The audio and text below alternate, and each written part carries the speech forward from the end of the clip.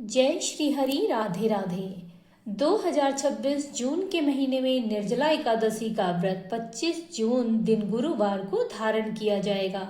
ऐसा कहा जाता है कि जो लोग एकादशी का व्रत साल भर नहीं करते हैं उन लोगों के लिए मात्र एक निर्जला एकादशी का व्रत धारण करने से उन्हें 24 एकादशियों का फल पुनः ही प्राप्त हो जाता है।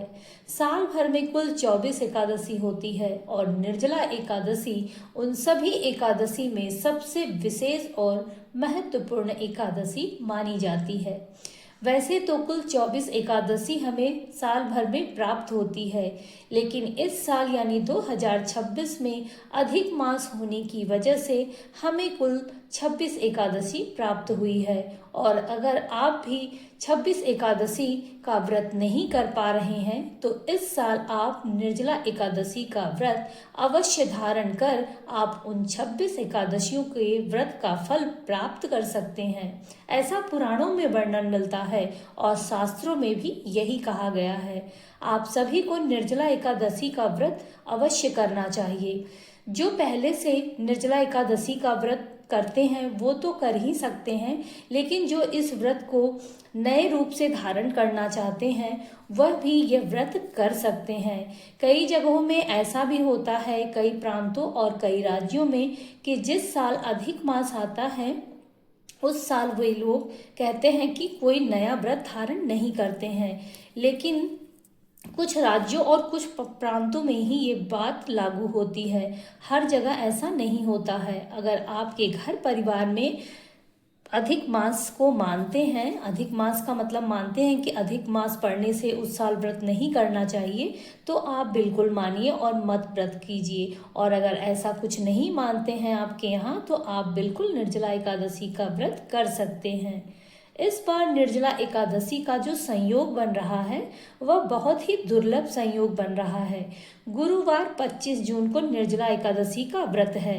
गुरुवार का दिन भी भगवान श्री हरि विष्णु का दिन है और एकादशी भी भगवान श्री हरि विष्णु का ही दिन है। इन दोनों का संयोग बहुत ही खास और महत्वपूर्ण बन जा रहा है। इस बार एकादशी की शुरुआत हो रही है 24 जून बुधवार की शाम 6:13 से और एकादशी तिथि की समाप्त हो रही है 25 जून गुरुवार की रात 8:09 पर समाप्त हो रही एकादशी।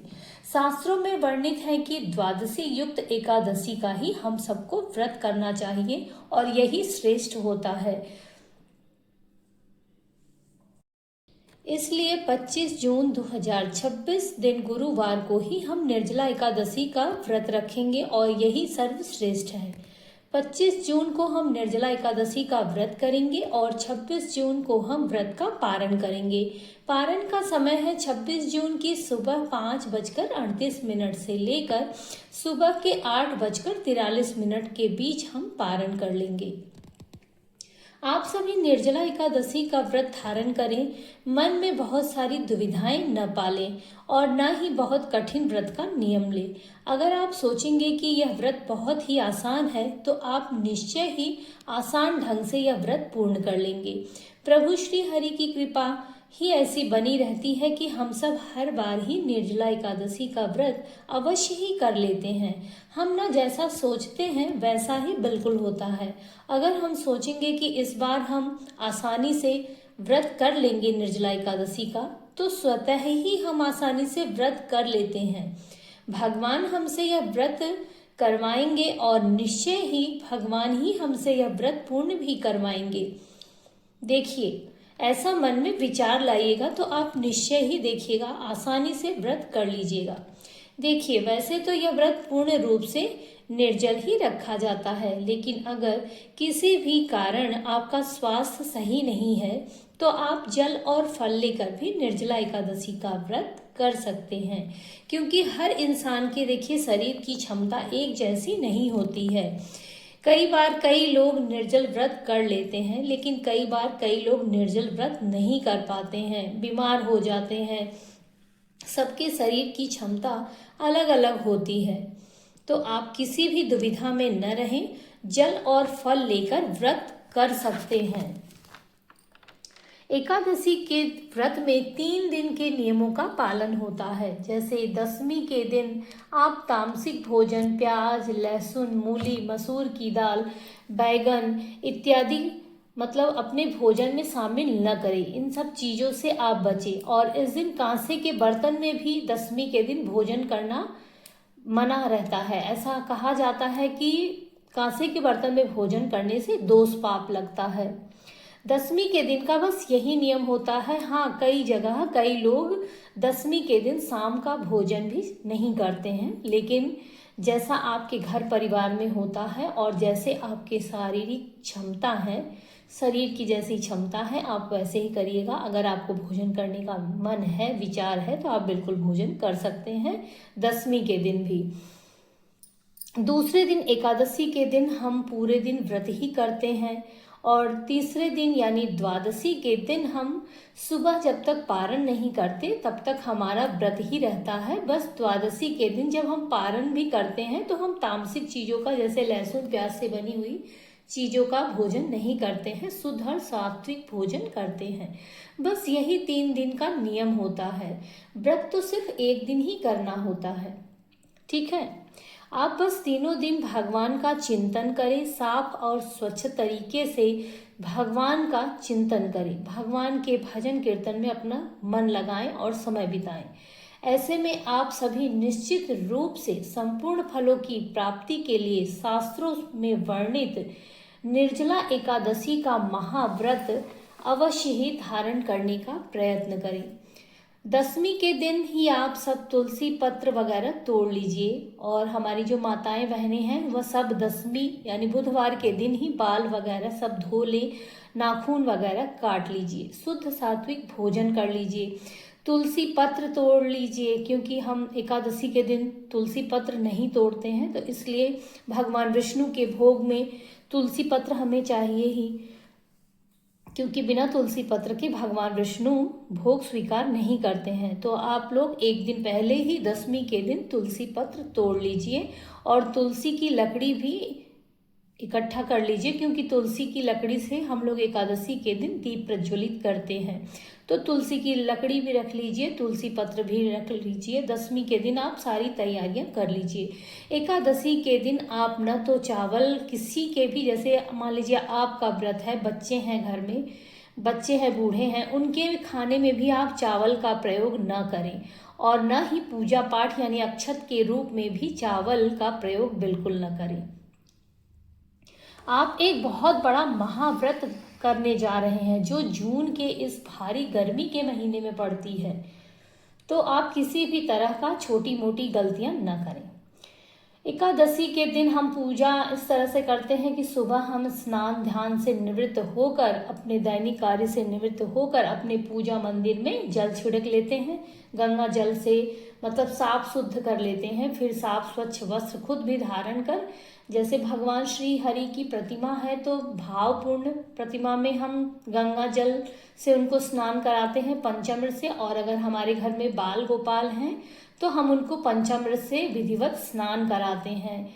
भगवान को चंदन केसर का तिलक लगाते हैं, सुगंधित पुष्प चढ़ाते हैं, धूप दीप नैवेद्य से उनकी आरती करते हैं, भगवान को फल और मिष्ठान का भोग लगाते हैं, मखाने का खीर का भोग लगाते हैं। इस दिन विशेष रूप से खड़े का दान किया जाता है। आप इस दिन निर्जल एकादशी का व्रत तो करेंगे, जल नहीं पिएंगे, लेकिन जल का दान आपको अवश्य करना है।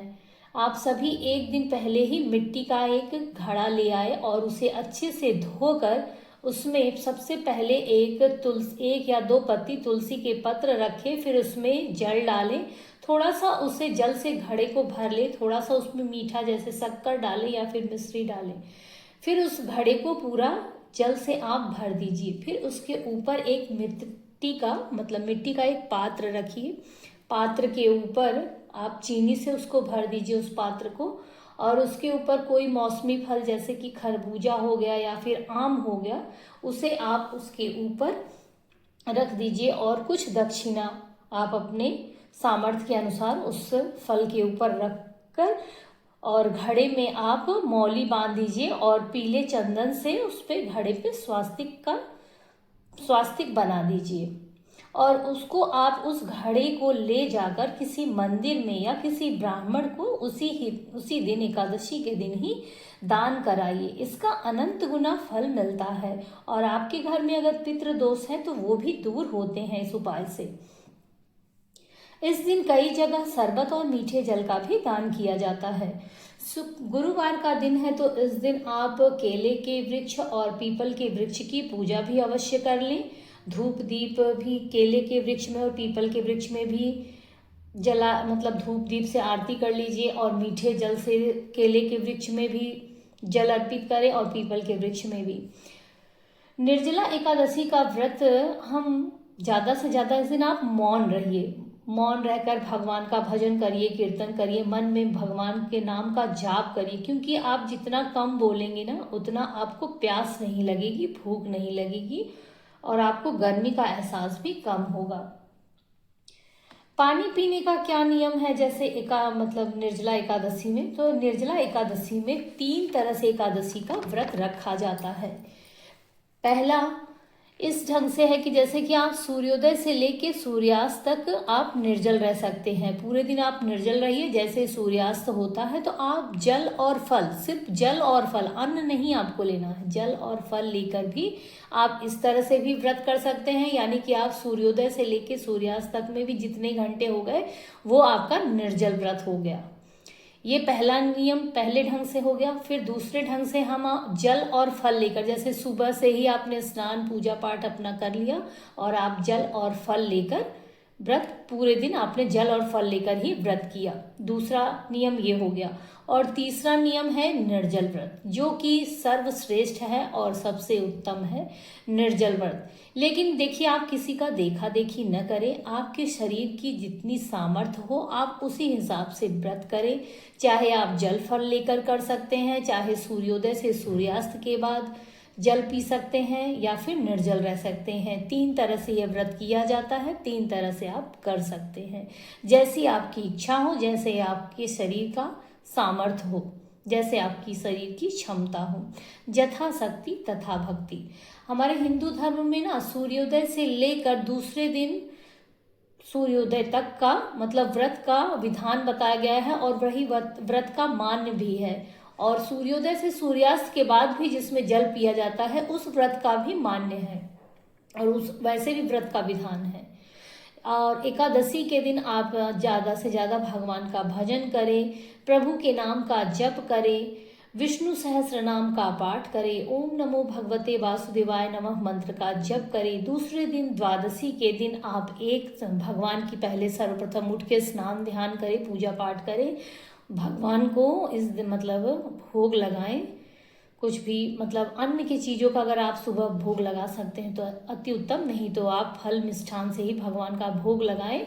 और आप 1 थाली कच्चा भोजन या बना कर ही किसी ब्राह्मण या किसी जरूरतमंद के निमित्त उसमें कुछ दक्षिणा रखकर दान करें और भगवान से अपने भूल चूक की क्षमा प्रार्थना करें और उसके बाद आप भगवान का प्रसाद खाकर पारण करें। इस तरह से आप एकादशी का व्रत करें। निश्चय ही प्रभु श्री हरि की कृपा आप और आपके समस्त परिवार पर बनी रहेगी। आप सभी को निर्जला एकादशी व्रत की हार्दिक शुभकामनाएं।